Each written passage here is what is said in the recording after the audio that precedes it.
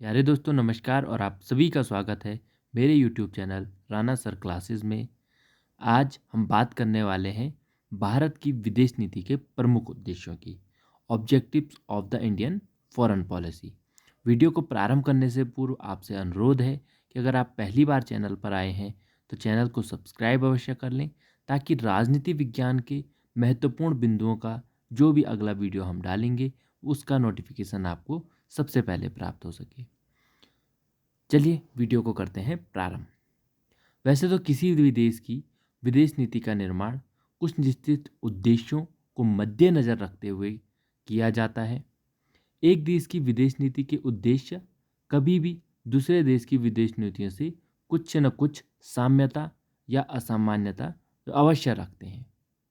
आज के विश्व में सुरक्षा, समृद्धि व शांति के लक्ष्य को लेकर ही कोई भी देश अपनी विदेश नीति के का निर्माण करता है, और भारत ने भी सुरक्षा, समृद्धि व शांति के मुख्य लक्ष्य को रखते हुए ही अपनी विदेश नीति का निर्माण किया है।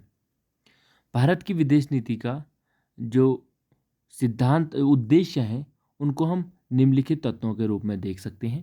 पहला है अंतर्राष्ट्रीय शांति व सुरक्षा बनाए रखना व उसे प्रोत्साहित करना।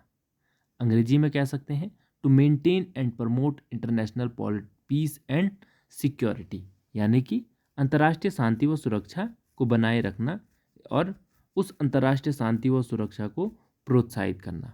आप सभी जानते हैं कि भारतीय संविधान ने अपने नीति निर्देशक तत्वों में अनुच्छेद 51 में भी इस बात का वर्णन किया है कि भारत अंतर्राष्ट्रीय शांति व सुरक्षा को बनाए रखेगा और उसका प्रोत्साहन करेगा।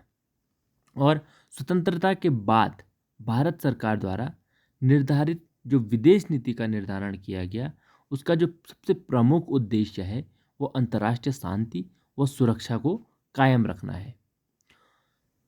क्योंकि स्वतंत्रता के पश्चात रूस और अमेरिका में शीत युद्ध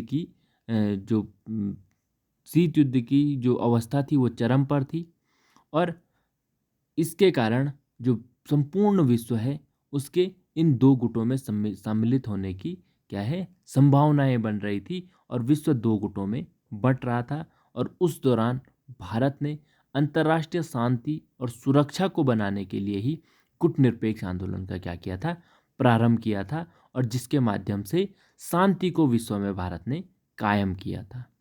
इसके अतिरिक्त भी भारत ने चीन के साथ पंचशील सिद्धांत, जो कि 1954 में निर्मित किए थे, उसके माध्यम से, और अपने जो पड़ोसी राष्ट्र हैं उनके साथ भी इस प्रकार के समझौते किए हैं कि जिससे अंतर्राष्ट्रीय शांति को क्या है बढ़ावा मिल सके। भारत वसुधैव कुटुंबकम की नीति का समर्थन करता है और संपूर्ण विश्व को एक कुटुंब के रूप में मानता है। तो ये भारत की जो विदेश नीति है उसका प्रथम उद्देश्य है। दूसरा उद्देश्य अंतर्राष्ट्रीय विवादों को शांतिपूर्ण ढंग से हल करना, यानी कि अंतर्राष्ट्रीय विवादों, इसको जरा बारीकी से समझिएगा हम। विवाद यानी कि जो झगड़े होते हैं, जो फसाद होते हैं, उनको विवाद कहते हैं। और जब ये अंतर्राष्ट्रीय स्तर पर एक देश के दूसरे देश के साथ होते हैं तो उन्हें अंतर्राष्ट्रीय विवाद कहा जाता है। तो इस प्रकार के अंतर्राष्ट्रीय विवादों को भारत शांतिपूर्ण ढंग से हल करने की आशा रखता है, और यही भारत की विदेश नीति का दूसरा उद्देश्य है।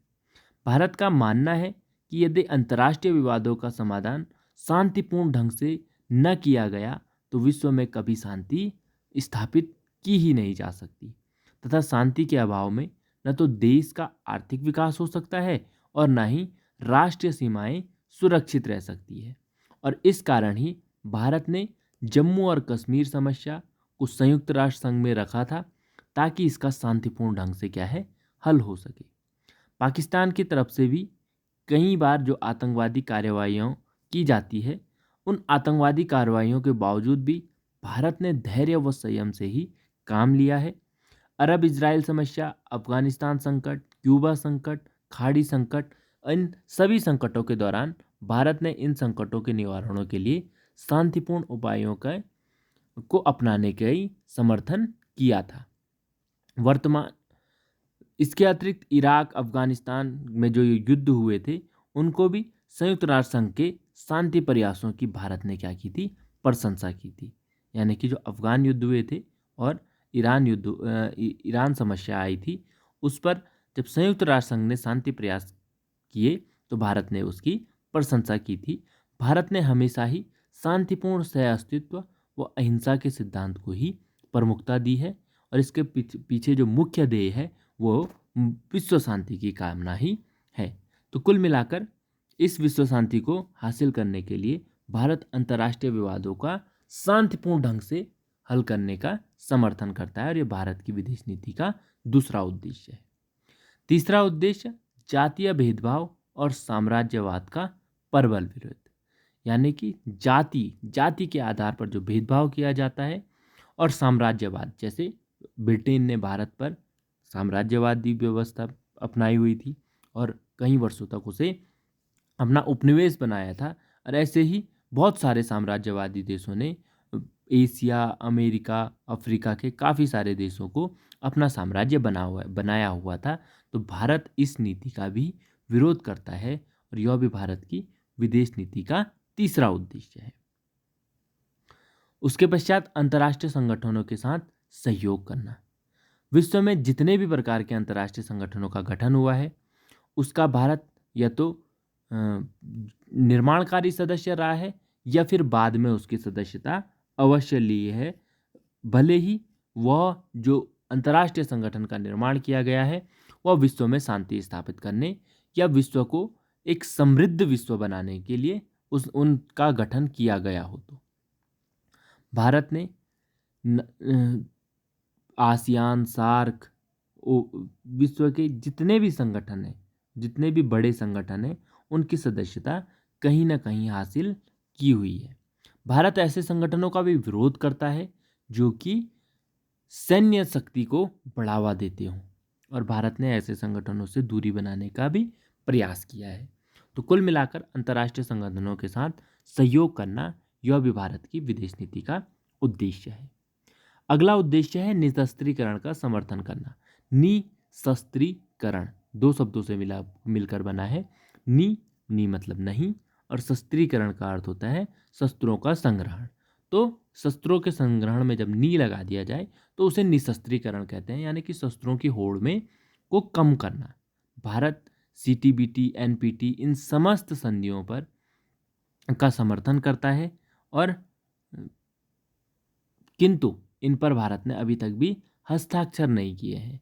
हस्ताक्षर न करने का कारण यह रहा है कि ये जो संधियां हैं कहीं ना कहीं जो परमाणु अस्त्र संपन्न देश हैं उन संपन्न देशों को परमाणु अस्त्र या शस्त्र समाप्त करने के लिए नहीं कहता है, बल्कि जो नया देश है वो परमाणु अस्त्र शस्त्र की योग्यता न रख सके उनको उससे रोकता है। इसलिए भारत ने CTBT और NPT जैसी संधियों पर हस्ताक्षर नहीं किए हैं। तो इससे ये नहीं कहा जा सकता कि भारत निशस्त्रीकरण का समर्थक नहीं है। भारत निशस्त्रीकरण का समर्थक है, किंतु ऐसे निशस्त्रीकरण का जो कि संपूर्ण विश्व में समान भाव से हो, किसी देश के साथ उसमें भेदभाव न किया गया हो। तो ये भी भारत की विदेश नीति का एक उद्देश्य रहा है। छठा है सैनिक संधियों से दूर रहना। विश्व में जब शीत युद्ध चल रहा था, नाटो, सीटो, सेंटो, वार्सा पैक्ट नाम के बहुत सारे सैनिक संधियां हुई।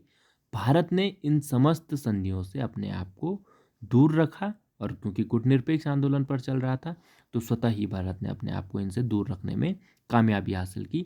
यह भी भारत की विदेश नीति का एक उद्देश्य है। अगला उद्देश्य गुटनिरपेक्षता, मैं इस पर पहले ही बात कर चुका हूँ, जिसे कि नॉन अलाइनमेंट भी कहा जाता है।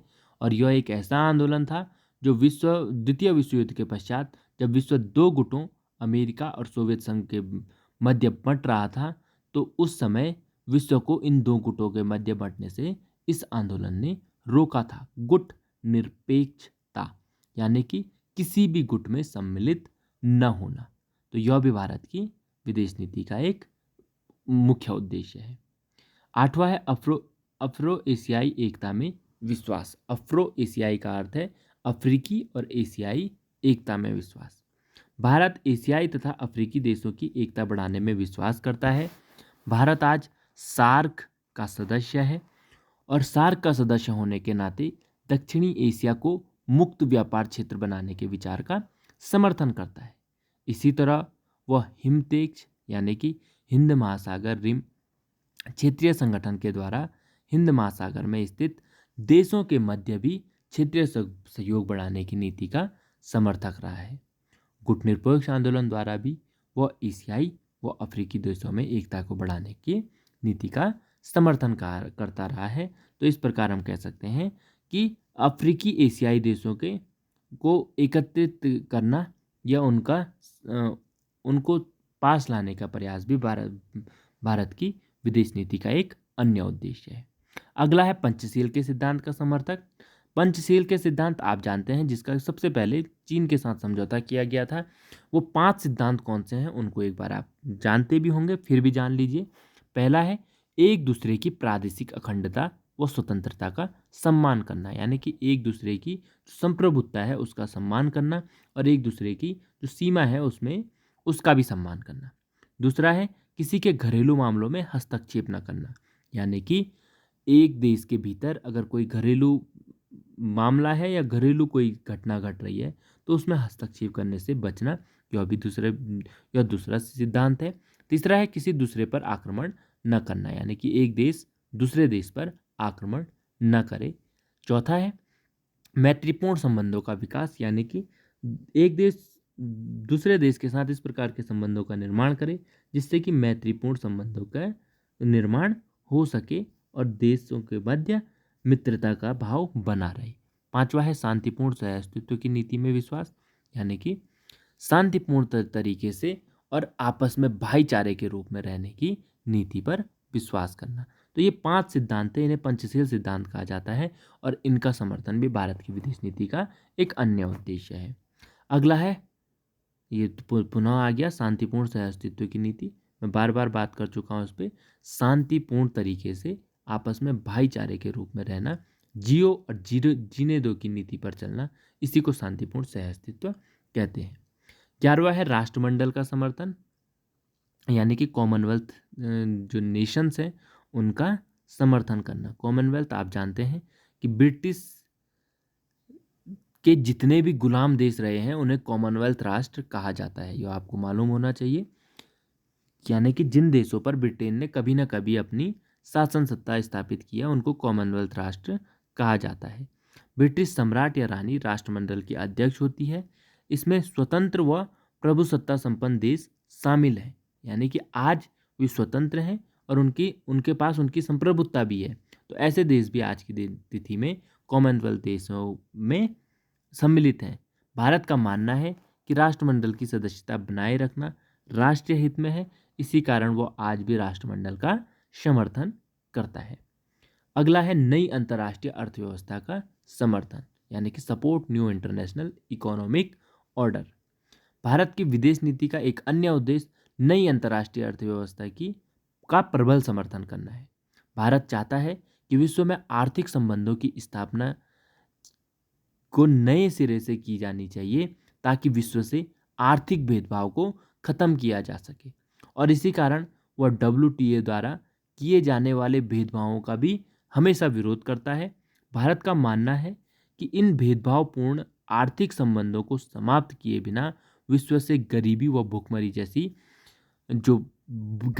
भूखमरी जो है उसको नष्ट नहीं किया जा सकता और कहीं ना कहीं यह असंभव होगा। इसी कारण आज विश्व में नई अंतर्राष्ट्रीय अर्थव्यवस्था की आवश्यकता है और उसका समर्थन भारत वह हमेशा करता रहा है। और इसके लिए भारत ने आसियान देशों के साथ सहयोग में वृद्धि करके अपने इस देश जो ध्येय है उसको क्षेत्रीय आर्थिक सहयोग के द्वारा भी प्राप्त करने की दृढ़ इच्छा प्रकट की है। तो उपयुक्त जितने 12 विशेषताओं को हमने देखा, इसके बाद हम कह सकते हैं कि भारत की विदेश नीति का जो प्रमुख उद्देश्य है वह शुरू से ही रंगभेद की नीति और साम्राज्यवाद का विरोध करना रहा है। भारत ने हमेशा ही शांतिपूर्ण सहअस्तित्व तथा मैत्रीपूर्ण संबंधों की नीति अपनाई है और विश्व शांति के विचार का प्रबल समर्थन किया है। पंचशील के सिद्धांत के ध्येय के रूप में भारत की विदेश नीति अंतर्राष्ट्रीय शांति की प्रबल पोषक रही है। गुटनिरपेक्षता, सैनिक संगठनों का विरोध तथा पंचशील के सिद्धांत भारत की विदेश नीति के महत्वपूर्ण उद्देश्य रहे हैं। भारत की विदेश नीति पड़ोसी देशों तथा विश्व के अन्य देशों के प्रति सहयोग व त्याग की रही है। भारत ने हमेशा ही अंतर्राष्ट्रीय संगठनों का सम्मान किया है और मानव अधिकारों के विकास में अपना पूर्ण योगदान दिया है। भारत आज भी नई अंतर्राष्ट्रीय अर्थव्यवस्था का समर्थन करके विश्व से आर्थिक असमानता को कम करने व मानव अधिकारों की रक्षा करना चाहता है। भारत मानव की भलाई के लिए आज निशस्त्रीकरण के विचार का प्रबल समर्थक है। भारत की विदेश नीति आज भी लगभग वही है जो लगभग 1947 में थी। यद्यपि समय अनुसार इसमें कुछ विकास हुआ है, लेकिन विदेश नीति के जो मूल उद्देश्य हैं आज भी हमको वही देखने को मिलते हैं जो कि आज़ादी के पश्चात हमको देखने को मिले थे। और राष्ट्रीय सुरक्षा और प्रादेशिक अखंडता की रक्षा करना ही भारत की विदेश नीति के मुख्य ध्येय है। तो इस प्रकार हमने देखा भारत की विदेश नीति के उद्देश्यों को। आशा और उम्मीद है कि आपको ये उद्देश्य समझ में आए होंगे। वीडियो से संबंधित आपका कोई क्वेश्चन हो तो कमेंट के माध्यम से अवश्य पूछें। वीडियो कैसा लगा यह भी बताएं। मुझसे जुड़े रहने के लिए और बार बार आकर वीडियो सुनने के लिए आपका तहे दिल से धन्यवाद।